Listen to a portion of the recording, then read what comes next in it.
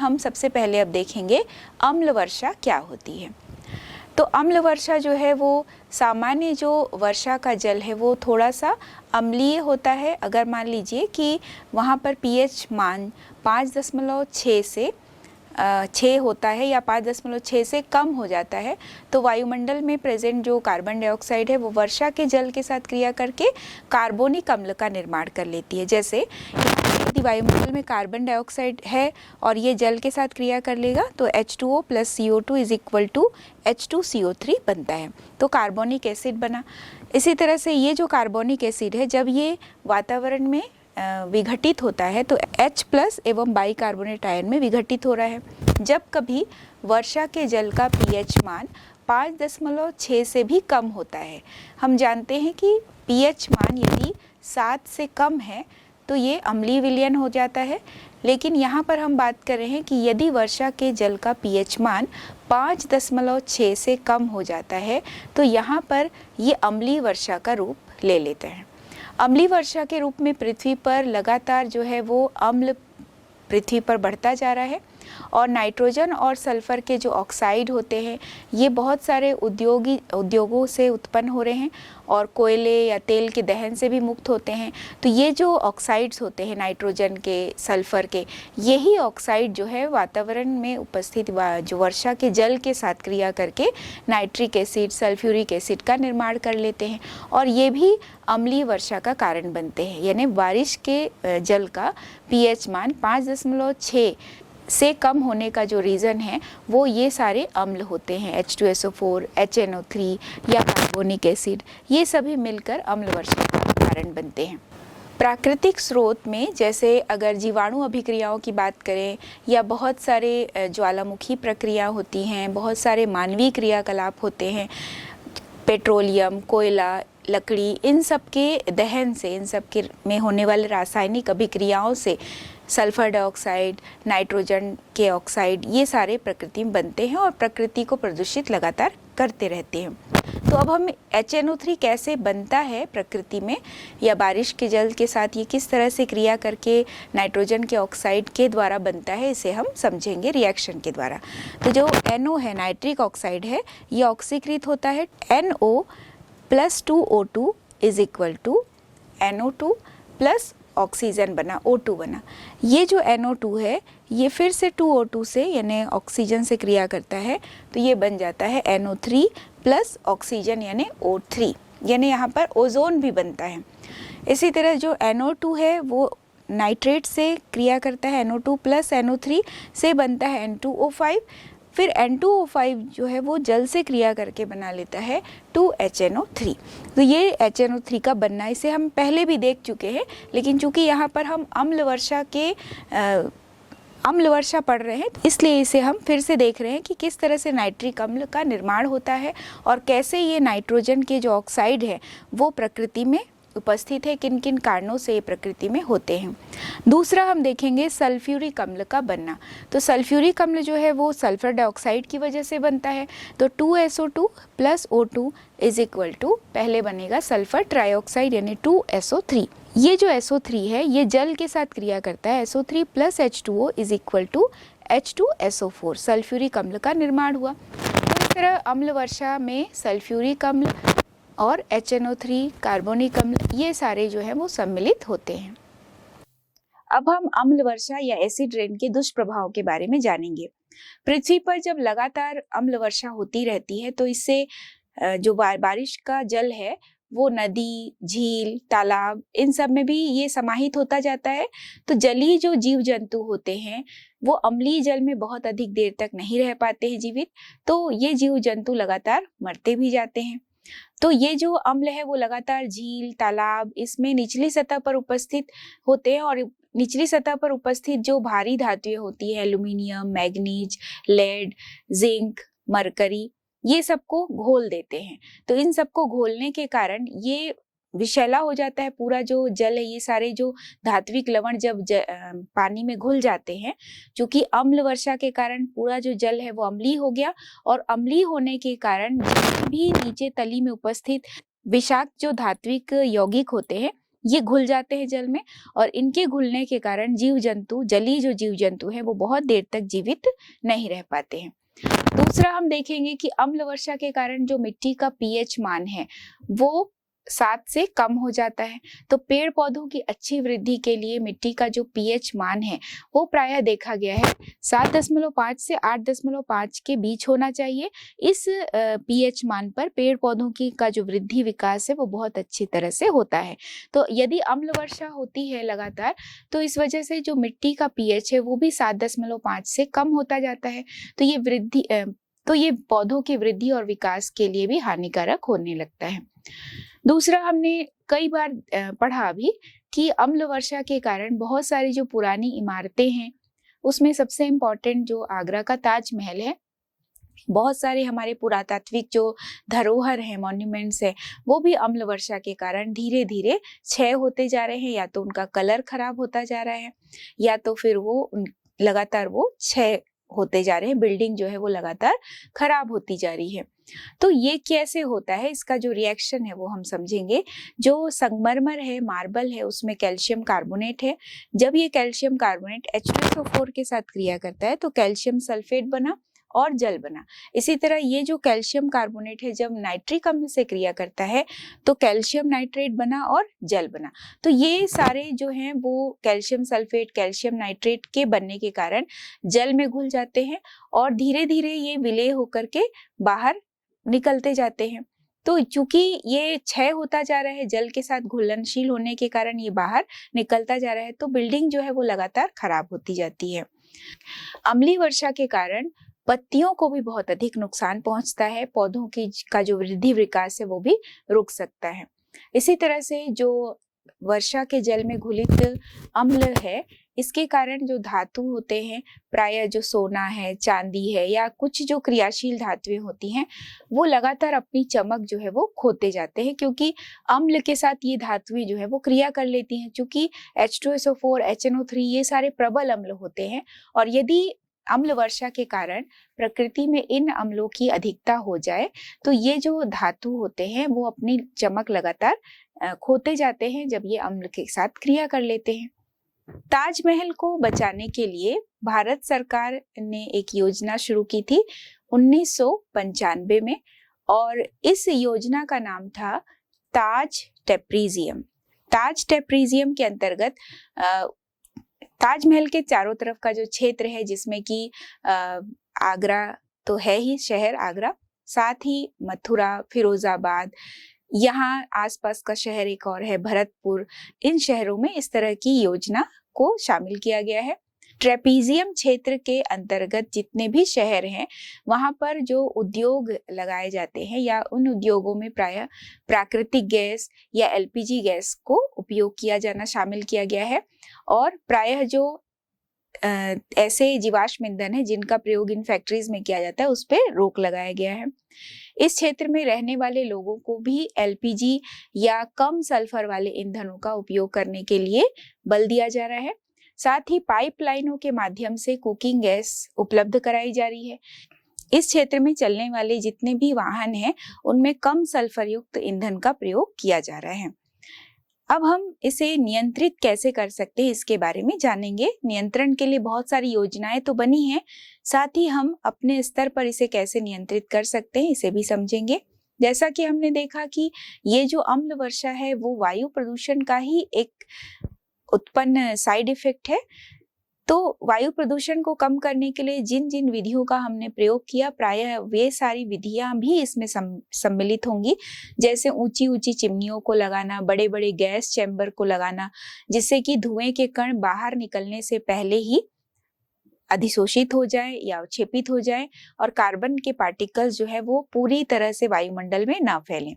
दूसरा है कि चिमनियों में ही कुछ इस तरह के विद्युत अवक्षेपक लगा दिया जाए जो कि सूक्ष्म कणों को बाहर निकलने ना दे और ये धुएं के कण फैक्ट्री के अंदर ही रह जाए, बाहर ना निकले। बहुत अधिक उच्च विभव वाले धनावेशित या ऋणावेशित प्लेट लगा दिए जाए तो बहुत सारे अवक्षेपित जो कण होते हैं अपने अपने अपोजिट आवेश वाले जो चेंबर हैं उस तरफ आकर्षित हो जाएंगे और ये धुएं के साथ बाहर नहीं निकल पाते हैं। धुएं और निष्कासित गैसों और जो वाष्पशील पदार्थ होते हैं उसको भी निकलने से पहले जल के द्वारा यदि उपचारित कर दिया जाए, क्योंकि ये प्रायः जल में घुलनशील होते हैं, तो जब इसे जल के साथ उपचारित कर दिया जाएगा तो भी ये वायुमंडल में मिलने से पहले बहुत अधिक मात्रा में फैल नहीं पाएंगे। धूम कोहरा या स्मॉग जो है वो एक तरह से कोलाइडी तंत्र होता है, जिसका निर्माण वायुमंडल में कोहरा या धूम से मिलकर होता है। जैसा हमने पहले भी देखा कि कोहरा और धूम में प्रायः कार्बन पार्टिकल्स होते हैं, जल वाष्प के कण होते हैं। जब ये बहुत अधिक मात्रा में सम्मिलित हो जाते हैं वायु के साथ, तो यही आगे चलकर धूम कोहरा स्मॉग का कारण बनते हैं और ये बहुत अधिक प्रदूषण फैलाता है। ये जानलेवा भी होता है, जैसे कि एक घटना की चर्चा हमने पहले भी की थी कि लंदन में इस तरह का स्मॉग बना था, तो ये किलर स्मॉग भी कहलाया उस समय, क्योंकि वहां पर 4000 लोगों की जान भी गई। तो धुआं और कोहरा, धुआं यानी हो गया स्मोक और कोहरा यानी हो गया फॉग, तो स्मोक और फॉग मिलाकर होता है स्मॉग। तो ये जो स्मॉग है SMOG, जिसमें स्मोक भी है और साथ में कोहरा भी है। धुएं की प्रकृति के आधार पर स्मॉग को 2 प्रकार से बांटा गया है। पहला है अपचायक धूम कोहरा या जिसे रिड्यूसिंग स्मॉग कहते हैं, और साथ ही इसे क्लासिकल स्मॉग भी कहा जाता है। इस प्रकार का जो स्मॉग होता है इसमें सल्फर डाइऑक्साइड की मात्रा बहुत अधिक पाई जाती है। ये सल्फर डाइऑक्साइड चूंकि ये अपचायक प्रकृति का होता है और इसी वजह से, इस कारण से ही, इसी प्रकार का जो स्मॉग है, ये लंदन जो धूम कोहरा उत्पन्न हुआ था वो इसी वजह से हुआ था, क्योंकि वहां वायुमंडल में सल्फर डाइऑक्साइड की मात्रा बहुत अधिक बढ़ गई थी। यहाँ पर हम देखते हैं कि सल्फर डाइऑक्साइड जो है वो वाष्प के साथ संघनित हो जाती है और ये धूम का कारण बनती हैं। प्रायः उत्तरी भारत में नवंबर और दिसंबर में हम इस स्मॉग का अनुभव करते हैं, क्योंकि प्रायः उत्तरी भारत में बहुत सारे ऐसे क्षेत्र हैं जहाँ बहुत सारे औद्योगिक संयंत्र लगे हुए हैं, उद्योग हैं, तो इसकी वजह से वायुमंडल में लगातार सल्फर डाइऑक्साइड जो है वो फैलती जा रही है और ये सल्फर डाइऑक्साइड वायुमंडल में उपस्थित धुआं या कोहरे के साथ मिल करके स्मॉग का निर्माण करती हैं। तो अक्सर जो नवंबर या दिसंबर के महीने में जब वायु में जल वाष्प की मात्रा भी बहुत अधिक होती है, तो वहां पर ये क्लासिकल स्मॉग का अनुभव किया जाता है। चावल की फसल को काटते समय वातावरण में भी ये फैलती है, तो वातावरण में फैलने वाले भूसी के कणों या कार्बन के कणों पर भी SO2 जो है वो जम जाता है और इसकी वजह से भी प्रदूषण फैलता है। इस भूसी के कणों को नष्ट करने के लिए किसान प्रायः उन्हें जला देते हैं। चूंकि इसमें सल्फर डाइऑक्साइड बढ़ता जाता है तो इस वजह से उसे जला कर ही उसका निस्तारण किया जाता है। यहाँ पर जो सल्फर डाइऑक्साइड है ये भी जब ऑक्सीकृत होता है तो 2SO2 प्लस O2 से क्रिया करके सल्फर ट्राइऑक्साइड बना, SO3 बना, और ये सल्फर ट्राइऑक्साइड जब जल से क्रिया करता है तो H2SO4 बनता है। अब हम प्रकाश रासायनिक धूम कोहरा या स्मॉग के बारे में और समझेंगे। इस प्रकार का जो धूम कोहरा होता है वो, उसका जो मुख्य कारण है वो ऑक्सीजन और नाइट्रोजन होता है या उसके जो ऑक्साइड्स होते हैं उसके कारण होता है। जैसा हमने देखा क्लासिकल स्मॉग जो है उसमें SO2 की सांद्रता अधिक होने के कारण इस तरह का स्मॉग उत्पन्न होता है, और यहाँ जो हम देख रहे हैं प्रकाश रासायनिक स्मॉग, इसमें नाइट्रोजन और ऑक्सीजन के जो ऑक्साइड होते हैं उसकी वजह से ये उत्पन्न होता है। प्रायः ये ऑक्सीकारक प्रकृति के होते हैं और इस तरह के जो स्मॉग का कारण है वो वाहन या उद्योगों से निकलने वाले जो धुएं हैं या इनमें प्रयोग किए जाने वाले जो ईंधन है उसके दहन से जो धुआं या गैस उत्पन्न होती है उसकी वजह से इस तरह का स्मॉग उत्पन्न होता है। घरों से निकलने वाले जो धुएं हैं उस पर सूर्य के प्रकाश की क्रिया जब होती है तो यहाँ पर हम देख रहे हैं प्रकाश रासायनिक क्रिया होती है। जैसे घरों में उत्पन्न होने वाले जो ईंधन से उत्पन्न होने वाले जो धुएं होते हैं उसमें नाइट्रिक ऑक्साइड मेन कंपोनेंट होता है। तो नाइट्रोजन डाइऑक्साइड जब प्रकाश के साथ क्रिया करता है तो H2 के साथ यह क्रिया करके उत्पन्न कराता है नाइट्रिक ऑक्साइड प्लस नवजात ऑक्सीजन। ये जो ऑक्सीजन परमाणु उत्पन्न हुआ है, नवजात ऑक्सीजन उत्पन्न हुआ है, ये आणविक ऑक्सीजन के साथ क्रिया करता है और ओजोन बना लेता है। जैसे नवजात ऑक्सीजन O2 प्लस O से बनता है ओजोन, तो ये ओजोन भी वायुमंडल में फैलता जाता है। तो NO और ओजोन की क्रिया के द्वारा नाइट्रोजन के परऑक्साइड भी बनते हैं और ऑक्सीजन भी बनता है। तो NO प्लस ओजोन यानी O3, इसकी क्रिया से बनता है NO2 प्लस O2। तो यहाँ हम देखते हैं कि किस तरह से घरों से निकलने वाले धुएं या जितने भी उद्योग है उनसे निकलने वाले जो नाइट्रोजन और ऑक्सीजन के ऑक्साइड्स होते हैं, ये इनमें प्रकाश रासायनिक अभिक्रिया होती है। यहाँ पर हम देखेंगे कि नाइट्रोजन के जो ऑक्साइड है, NO2 है या ऑक्सीजन होते हैं, ये ऑक्सीकारक होते हैं। ये ऑक्सीकारक है और वायुमंडल में उपस्थित जो प्रदूषित गैसेस होती है उसमें हम कुछ हाइड्रोकार्बन के भी गैसेस देखते हैं, जैसे कि मेथेन है, एथेन है। इनसे जब ये क्रिया कर लेते हैं, ये जो ऑक्सीकारक है, जब मेथेन या एथेन जैसे हाइड्रोकार्बन से क्रिया कर लेते हैं तो बहुत सारे दूसरे प्रदूषक को उत्पन्न करते हैं, जैसे कि फॉर्मेल्डिहाइड है, एक्रोलीन है, परऑक्सी एसिटिल नाइट्रेट है। फॉर्मेल्डिहाइड जैसे HCHO है, एक्रोलीन यानी कि CH2 डबल बॉन्ड CHCHO है, परऑक्सी एसिटिल नाइट्रेट CH3COOO NO2। तो इस तरह से परऑक्सी एसिटिल नाइट्रेट जो बनता है ये भी इन्हीं ऑक्सीकारकों के कारण बनता है। अब इसका जो हानिकारक प्रभाव है इसके बारे में हम जानेंगे। जो PAN है, परऑक्सी एसिटिल नाइट्रेट जो होते हैं, ये आंखों में जलन उत्पन्न करते हैं, साथ ही श्वसन तंत्र पर भी बुरा प्रभाव डालते हैं। धूम कोहरा, जैसे हम बहुत अधिक फॉग या स्मोक के कारण ये धूम कोहरा बनता है, तो धूम कोहरे का जो भूरा रंग है वो प्रायः नाइट्रोजन के जो ऑक्साइड है उसकी वजह से ही होता है, क्योंकि नाइट्रोजन के जो ऑक्साइड है वो भूरे रंग के होते हैं। तो धूम कोहरा का जो रंग है वो हम देखते हैं भूरा है। तो इससे ही पता चलता है कि वायुमंडल में धूम कोहरा जो है उसमें कितनी अधिक मात्रा में नाइट्रोजन के ऑक्साइड घुले होते हैं।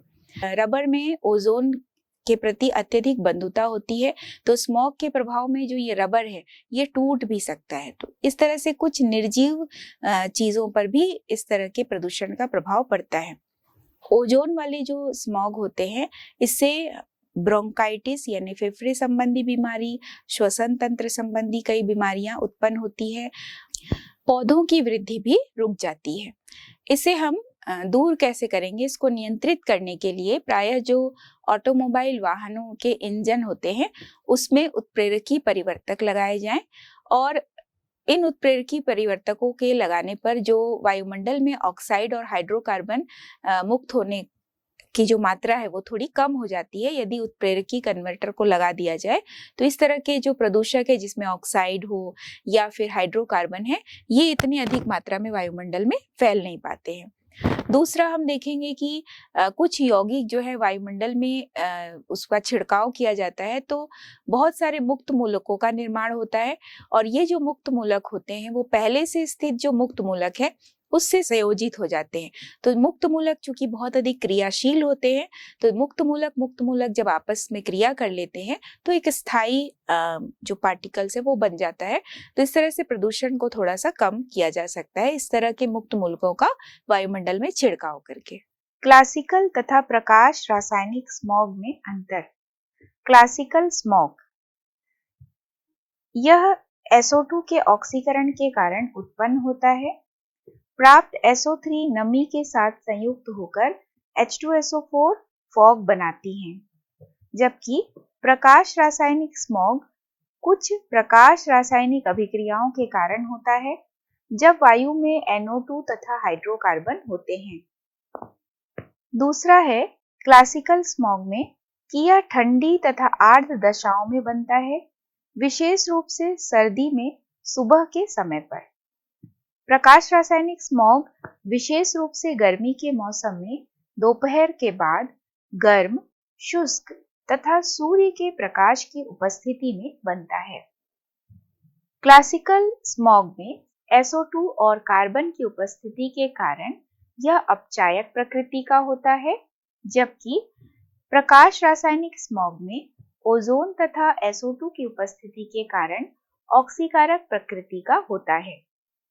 इसमें धुआं तथा कोहरा दोनों होता है क्लासिकल स्मॉग में, अतः इसके लिए स्मॉग शब्द उचित है, जबकि प्रकाश रासायनिक स्मॉग में कोई धुआं या कोहरा नहीं होता है, अतः इसके लिए स्मॉग शब्द उचित नहीं है।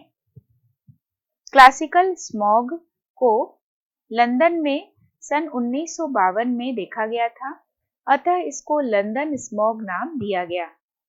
जबकि प्रकाश रासायनिक स्मॉग सर्वप्रथम 1950 में लॉस एंजलिस में देखा गया, अतः इसका नाम लॉस एंजल्स स्मॉग रखा गया। क्लासिकल स्मॉग ब्रोंकाइटिस तथा श्वसन संबंधी समस्याएं उत्पन्न करता है, जबकि प्रकाश रासायनिक स्मॉग आंखों में जलन उत्पन्न करता है। अब हम समतापीय मंडल प्रदूषण के बारे में जानेंगे। वायुमंडल में 10 से 50 किलोमीटर की ऊंचाई तक का लगभग 40 किलोमीटर मोटाई की जो परत होती है वो स्ट्रेटोस्फीयर कहलाती है। ये हमने पहले ही देखा। तो इस स्ट्रेटोस्फीयर में ऑक्सीजन के अलावा, या हम कहें कि ऑक्सीजन अणु के अलावा, यहाँ पर ऑक्सीजन का उत्तेजित अणु, ऑक्सीजन का उत्तेजित परमाणु, साथ ही आयनित ऑक्सीजन यानी इसे O+ कहते हैं, ये सभी अस्तित्व में रहते हैं। इसके साथ साथ यहाँ पर ओजोन भी पाया जाता है।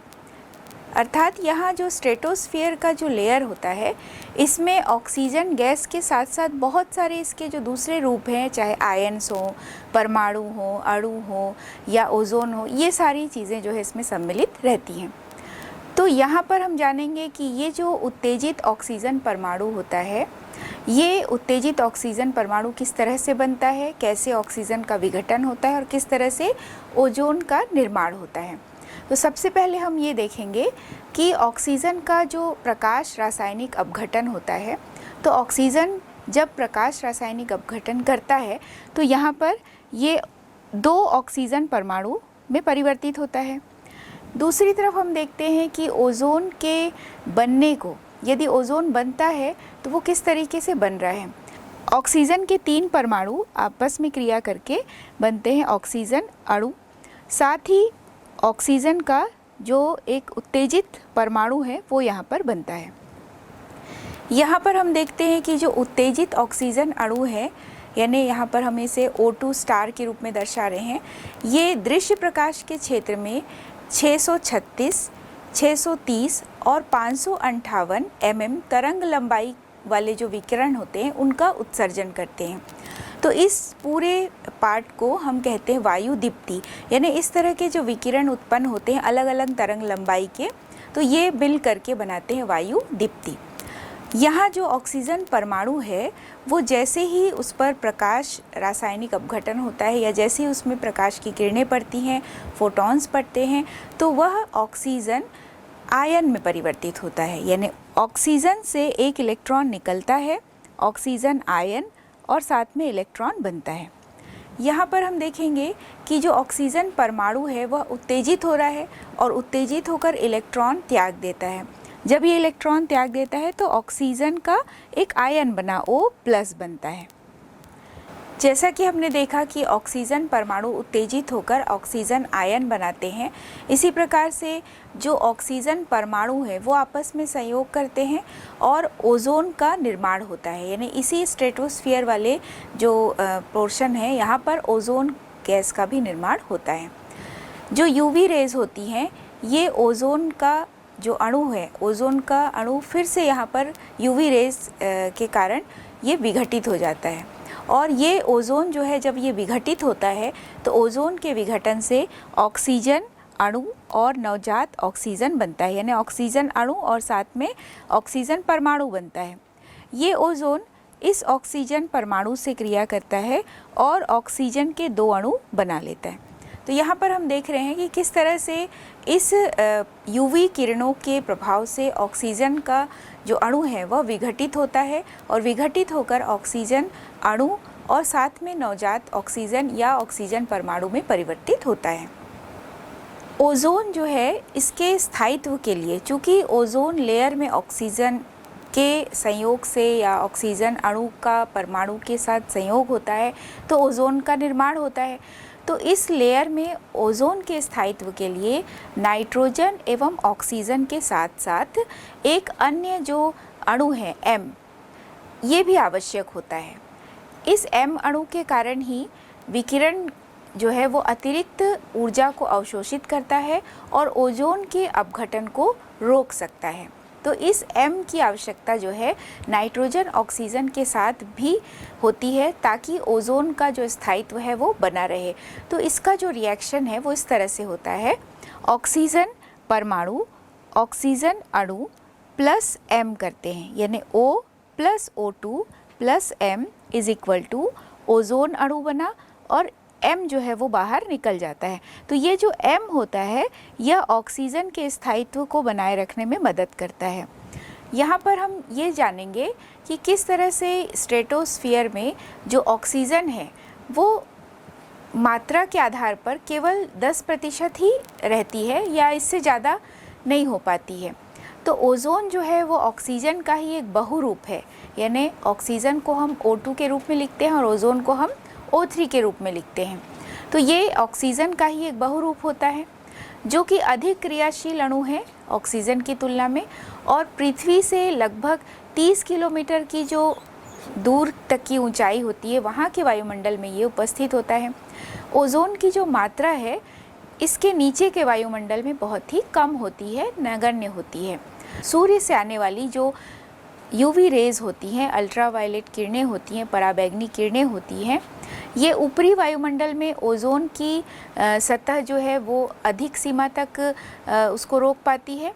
जैसे जैसे ओजोन की सतह जो है वो कम होती जाती है या ओजोन की सांद्रता जिस लेयर में कम होती जाती है तो यूवी रेज जो है वो पृथ्वी की सतह पर आने लगती है। तो ओजोन लेयर में यदि ओजोन की सांद्रता अधिक होगी तो यूवी रेज जो है वो डायरेक्ट पृथ्वी तक नहीं पहुंच पाती है। यदि ओजोन लेयर का सांद्रण इस स्थिति में कम होगा तो जो अल्ट्रावायलेट रेज हैं वो डायरेक्ट ही पृथ्वी पर पहुंचती है और पृथ्वी पर उपस्थित जो वनस्पति हैं, जीव जंतु हैं, उनको प्रभावित करती है। तो जब वो पृथ्वी पर उपस्थित वनस्पति, जीव जंतुओं को प्रभावित करती है तो वायुमंडल पर भी निश्चित रूप से इसका बुरा प्रभाव पड़ता है। तो ओजोन की सतह जो है इसको हम ओजोन मंडल के नाम से जानते हैं, यानी वायुमंडल की ऊपरी सतह पर जिस जगह पूरा ओजोन गैस होता है जो कि एक रक्षा कवच होती है पृथ्वी की, इसे हम ओजोन मंडल भी कहते हैं। लेकिन हम ये देख रहे हैं कि लगातार प्रदूषण के बढ़ते जाने से इस ओजोन परत का धीरे धीरे क्षय होता जा रहा है, इसका क्षरण हो रहा है। तो यह किस प्रकार से होता है या किन कारणों से होता है यह भी हम जानेंगे। तो ओजोन की जो परत होती है उसकी जो मोटाई है वो धीरे धीरे कम होती जा रही है। जैसा हमने देखा कि ओजोन का जो सांद्रण है वो यदि कम होता जाएगा तो अल्ट्रावायलेट किरणें जो कि सूर्य के प्रकाश से पृथ्वी तक पहुंचती हैं वो अधिक मात्रा में पहुंचेंगी, और चूँकि पृथ्वी से बहुत सारे ऐसे प्रदूषक पदार्थ निकल रहे हैं जिसकी वजह से ओजोन लेयर जो है वो लगातार क्षय होता जा रहा है, और साथ ही अल्ट्रावायलेट रेज जो हैं वो पृथ्वी पर डायरेक्ट आ रही हैं जो कि जीव जंतु और वनस्पतियों पर बहुत ही बुरा प्रभाव डालती हैं।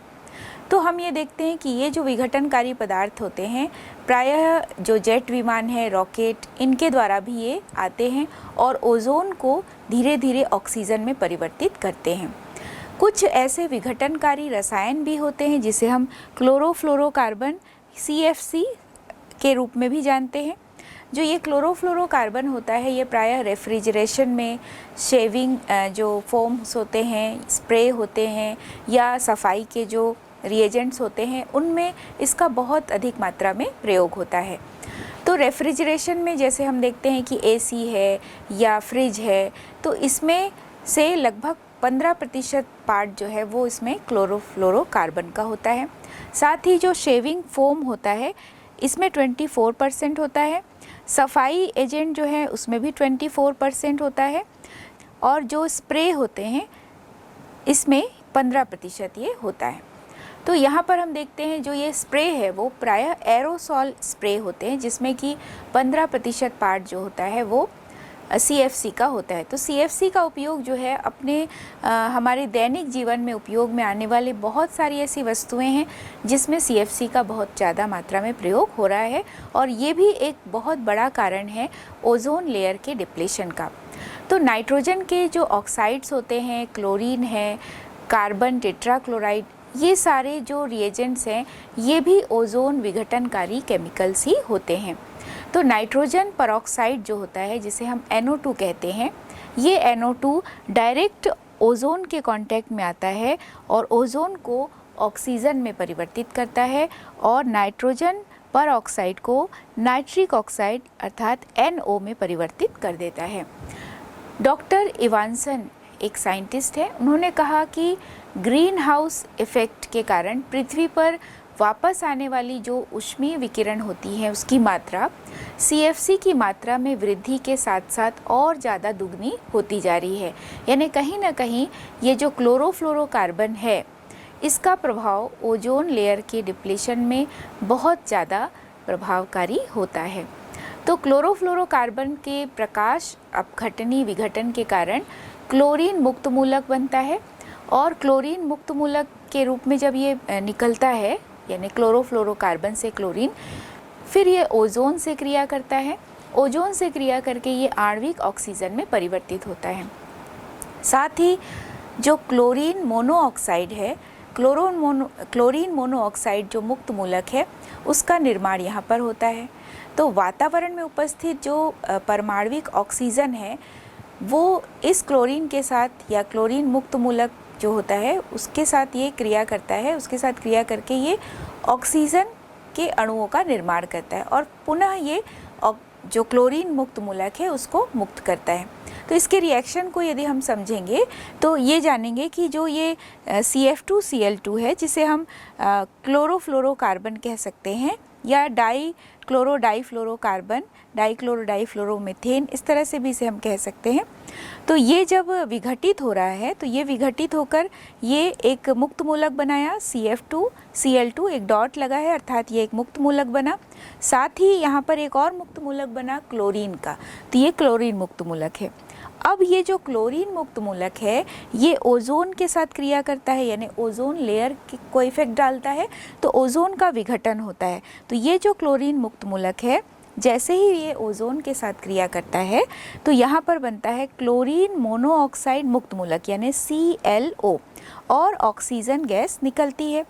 ये जो क्लोरीन मोनोऑक्साइड मुक्त मूलक है, ये क्लोरीन मोनोऑक्साइड मुक्त मूलक ऑक्सीजन के साथ रिएक्ट होता है, परमाणविक ऑक्सीजन के साथ रिएक्ट होता है और ये परिवर्तित हो जाता है क्लोरीन मुक्त मूलक में। जब ये क्लोरीन मुक्त मूलक में परिवर्तित हुआ इस दौरान हम देखते हैं कि ऑक्सीजन गैस भी बनती है। यहाँ पर ये जो क्लोरीन मुक्त मूलक बना है ये ओजोन लेयर के डिप्लीशन का, उसके क्षय का बहुत बड़ा एक कारण बनता है। तो ओजोन मंडल में जब विघटन होता है तो ओजोन की सांद्रता धीरे धीरे कम होने लगती है। जब ओजोन की सांद्रता कम होने लगती है तो वहाँ पर छिद्र का निर्माण होता है, इसे हम कहते हैं ओजोन छिद्र। यानी ओजोन का डिप्लीशन हुआ, ओजोन लेयर का, ओजोन का सांद्रण कम हो गया तो उस जगह पर उस लेयर में छोटे छोटे ओजोन छिद्रों का निर्माण हो जाता है। ये जब ओजोन छिद्र बन जाते हैं तो यहाँ से हम देखते हैं कि पराबैंगनी जो किरणें होती हैं इस परत में से आर पार हो जाती हैं और हमारे ग्रह यानी कि पृथ्वी पर इसका डायरेक्ट प्रभाव देखने को मिल रहा है। तो यहाँ जो ये CF2Cl2 को हम फ्रेयॉन्स भी कहते हैं, CFC भी कहते हैं, ये ओजोन विघटनकारी पदार्थ हैं और बहुत अधिक प्रभावकारी होते हैं। प्रकाश की उपस्थिति में ये जो CFC है ये कार्बन को विघटित कर देते हैं, कार्बन विघटित होते हैं और क्लोरीन मुक्त मूलक का निर्माण करते हैं और ये क्लोरीन मुक्त मूलक जो है वो ओजोन को ऑक्सीजन में परिवर्तित कर देता है और इसी वजह से ओजोन लेयर का डिप्लेशन होता है। अब हम पराबैंगनी किरणों का जो दुष्प्रभाव है उसके बारे में जानेंगे। सबसे पहला ये है कि दृष्टि का क्षय होना, अर्थात आँखों की जो रोशनी होती है उस पर भी ओजोन परत के क्षय होने का बहुत बुरा प्रभाव पड़ता है, क्योंकि ओजोन परत क्षय से जो UV रेज है वो डायरेक्टली हमारी आँखों पर पड़ती हैं और आँखों की रोशनी चली जाती है और धीरे धीरे कई तरह के दूसरे प्रभाव जो है वो आँखों पर पड़ने लगते हैं। ये देखा गया है कि ओजोन की मात्रा यदि वायुमंडल में 1% से कम हो जाए या ओजोन का जो सांद्रण है वो 1% से भी कम हो जाए तो व्यक्ति जो है वो दृष्टिहीन भी हो सकता है। दूसरा हम देखेंगे प्रतिरक्षा तंत्र पर प्रभाव। ओजोन लेयर के अपक्षय का प्रतिरक्षा तंत्र पर भी बहुत बुरा प्रभाव पड़ता है। ओजोन लेयर जो है वो प्रतिरक्षा तंत्र को संदमित करती है या सप्रेस कर देती है, जिससे रोगों से लड़ने की जो क्षमता है वो कम हो जाती है या दूसरी बीमारियां भी जन्म लेने लगती हैं शरीर में। अगला बहुत ही घातक एक प्रभाव है पराबैंगनी किरणों का, जो कि ओजोन लेयर के अपक्षय से ही पृथ्वी तक पहुंचती है और त्वचा कैंसर का कारण बनती है। त्वचा का कैंसर प्रायः ऑस्ट्रेलिया में ज्यादा देखा गया है। ऑस्ट्रेलिया में जो मध्यम आयु वर्ग के जो लोग होते हैं उनमें प्रायः देखा गया कि हर दूसरा व्यक्ति जो है वो त्वचा कैंसर का शिकार होता है और बूढ़े लोगों में भी ये बहुत अधिक फैल रहा है। तो जो ये त्वचा का कैंसर होता है ये ओजोन लेयर डिप्रेशन के कारण ही है। ओजोन के छिद्र का बहुत अधिक प्रभाव त्वचा कैंसर के रूप में प्रकृति में पृथ्वी पर देखने को मिलता है। जैसे जैसे वृद्धावस्था आती जाती है वैसे वैसे त्वचा कैंसर जो है वो और ज्यादा बढ़ता जाता है, या ऑस्ट्रेलिया में ही देखा गया है कि जो वृद्ध लोग हैं उनमें त्वचा का कैंसर बहुत अधिक फैला हुआ है। हमने ये देखा कि क्लोरोफ्लोरोकार्बन जो है वो ओजोन लेयर डिप्लेशन का मुख्य कारण होता है, तो उसके सब्स्टिट्यूएंट या प्रतिस्थापी के रूप में हाइड्रोफ्लोरोकार्बन का प्रयोग किया गया है, HCFS, ये ना यहाँ पर हाइड्रोक्लोरोफ्लोरोकार्बन।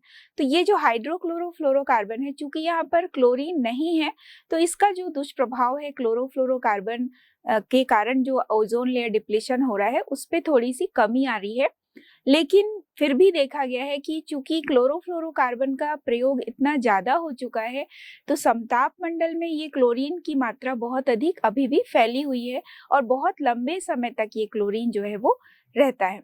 ये जो हाइड्रोफ्लोरोकार्बन है ये क्लोरोफ्लोरोकार्बन के प्रतिस्थापी के रूप में प्रयोग में लाया जा रहा है। अब हम ओजोन छिद्र का निर्माण किस तरह से होता है ये जानेंगे। हमने ये देखा जो श्रृंखला अभिक्रिया होती है उसमें ये जो क्लोरोफ्लोरोकार्बन है या क्लोरीन मुक्त मूलक है या फिर क्लोरीन मोनोऑक्साइड मुक्त मूलक है, जिसको हम ClO डॉट या Cl डॉट इस रूप में दर्शाते हैं, तो इन्हीं के कारण जो श्रृंखला अभिक्रिया है वो प्रारंभ होती है। समताप मंडल के सभी भागों में ओजोन की कमी के लिए ये जो मुख्य मुक्त मूलक है ये प्रभावी होते हैं। ओजोन छिद्र जो है वो अंटार्कटिका में अधिक दिखाई देती है क्योंकि स्ट्रेटोस्फीयर या समताप मंडल के दूसरे भाग में जो क्लोरो मोनोऑक्साइड मुक्त मूलक है वो नाइट्रोजन के ऑक्साइड जो कि स्ट्रेटोस्फीयर में उपस्थित होते हैं उनके साथ क्रिया करके, और क्लोरीन मुक्त मूलक जो है वो स्ट्रेटोस्फीयर में प्रेजेंट जो मीथेन है इसके साथ क्रिया कर लेते हैं और नष्ट हो जाते हैं। तो यहाँ पर हम रिएक्शन को देखेंगे, जैसे ClO मुक्त मूलक है प्लस NO2 के साथ ये रिएक्ट हो गया तो ClO NO2 बना, और क्लोरीन मुक्त मूलक जो है वो मीथेन के साथ क्रिया कर लिया और मेथिल मुक्त मूलक और HCl के रूप में निकलता है।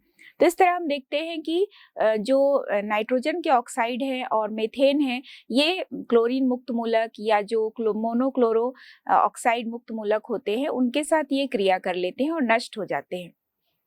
यहाँ पर हम देखते हैं कि जो क्लोरीन मुक्त मूलक है ये NO2 और मेथेन द्वारा नष्ट हो जाते हैं। ये जो क्लोरीन मुक्त मूलक है वो मेथेन और NO2 के द्वारा नष्ट हो गए, तो यहाँ पर इसकी जो सांद्रता होती है ये ओजोन के साथ अधिक क्रिया नहीं कर पाते हैं और ओजोन लेयर का जो अपक्षय है उसका जो संकट है वो थोड़ा कम हो जाता है। तो इस प्रकार से जो श्रृंखला अभिक्रिया है वो रुक जाती है।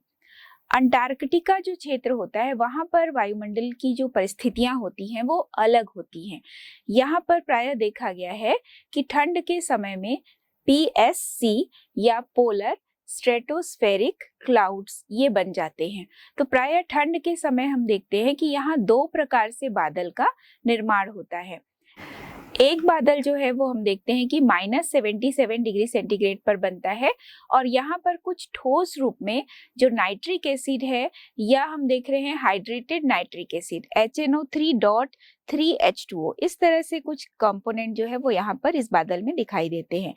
दूसरी प्रकार का जो बादल है वहां हम देखते हैं कि लगभग -85 डिग्री सेंटीग्रेड पर ये बनता है और यहाँ पर कुछ बर्फ भी होती है क्योंकि -85 डिग्री सेंटीग्रेड पर होता है ये, और यहाँ पर क्लोरीन नाइट्रेट HCl, HOCl और Cl2 में अभिक्रिया होती है। तो इसमें जो रिएक्शन होता है वो इस तरह से होता है, ClONO2 plus H2O is equal to HOCl यानी हाइपोक्लोरस एसिड और नाइट्रिक एसिड बना। फिर ClONO2 HCl से रिएक्ट होता है और क्लोरीन और नाइट्रिक एसिड बनता है। यहाँ पर जो हाइपोक्लोरस अम्ल या जो आणविक क्लोरीन बना है, ये जो हाइपोक्लोरस अम्ल है या जो Cl2 है, इसका जो निर्माण हुआ यहाँ पर HOCl के साथ साथ आणविक क्लोराइड का जो बनना है वो आसानी से वापस सक्रिय क्लोरीन के साथ जो है वो अनुकूल दशा में बदल जाती है, यानी फिर से श्रृंखला अभिक्रिया जो है वो शुरू हो सकती है और ओजोन की क्षति जो है वो लगातार होती रहती है। अंटार्कटिका में हम देखते हैं कि ओजोन का क्षय किस प्रकार से हो रहा है। तो अंटार्कटिका में हमने देखा कि जो वायुमंडल की जो परिस्थितियां हैं वो दो अलग अलग तरह के बादलों के बनने के कारण अलग तरह की होती है।